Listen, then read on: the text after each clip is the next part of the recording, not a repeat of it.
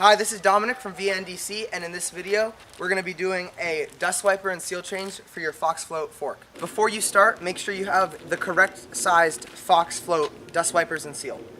Before you begin, make sure you have the correct tools for your specific fork. Remember, the first thing you do before doing anything with your fork is removing all the air from the chambers.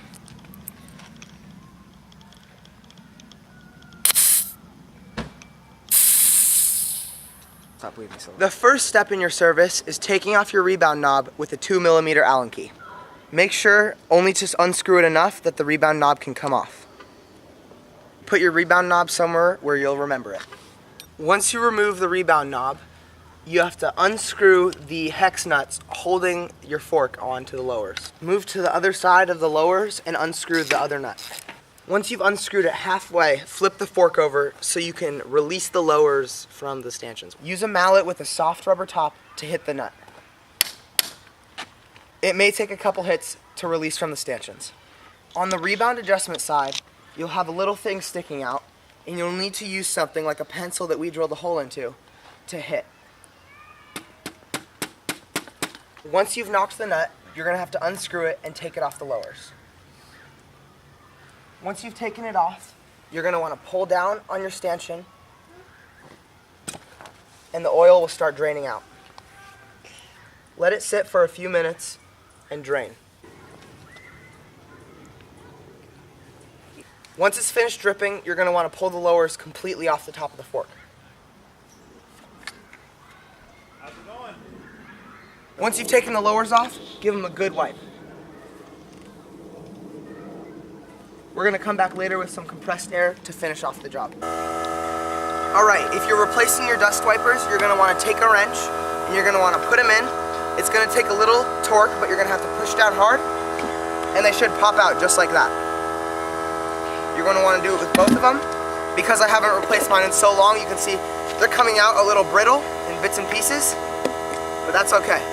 Then what you're going to want to do is take out the old seals.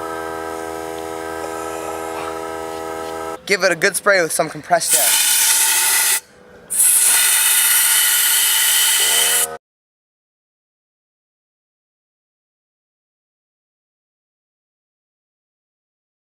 Okay. To install the new dust wipers, you're going to want to line them up as the best you can, and then you're going to use a flat, small, round object to push them in the rest of the way. Line up the dust wipers as straight as you can get them. And you're going to want to use a small round object, like the cap of this, to push them in. Once you've pressed the new dust wipers in, take the new soaked seals and push them down in and try to line them up right before the dust wipers. Once you've gotten the new dust wipers and seals on, you're ready to attach them to the stanchions. Now you're ready to slide the lowers back on. It might take a little to line them up. Choose a side to line both of them up on. And then once you have them lined up, you're going to want to just push up. It might take some wiggling and finagling, but eventually you'll get them on. Make sure you're using the correct kind of oil. For most, it will be Fox 20 weight gold. And you're going to need a dropper or a syringe. And each fork has a different amount of oil it needs, so make sure you know for your specific fork the amount you're going to need. And then what you're going to do is you're going to come over here and fill up. Put the oil directly into the lower legs.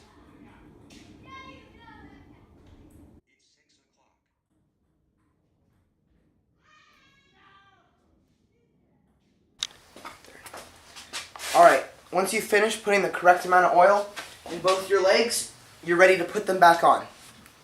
If you open the Fox pack that your seals and your dust wipers came in, you should have 2 extra crush washers to add to the bottom. Your kit should come with 3 different ones. The only one that needs this metal one is the talus. If you have the talus, this crush washer will go on the damper side of the fork.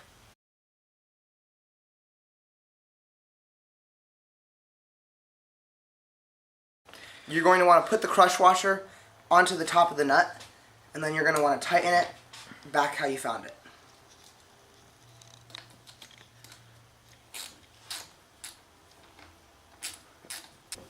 For the damper side of the fork, you're going to want to do the same thing putting it on, except once you finish putting it on, you're going to have to attach your rebound knob. You want to make sure to line up your screw with a little groove in the top of this piece of metal.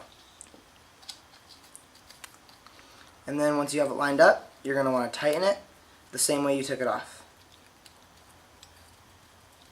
Before putting the fork back on your bike, you're going to want to make sure that you wiped all the oil off of it so you don't contaminate your disc brake.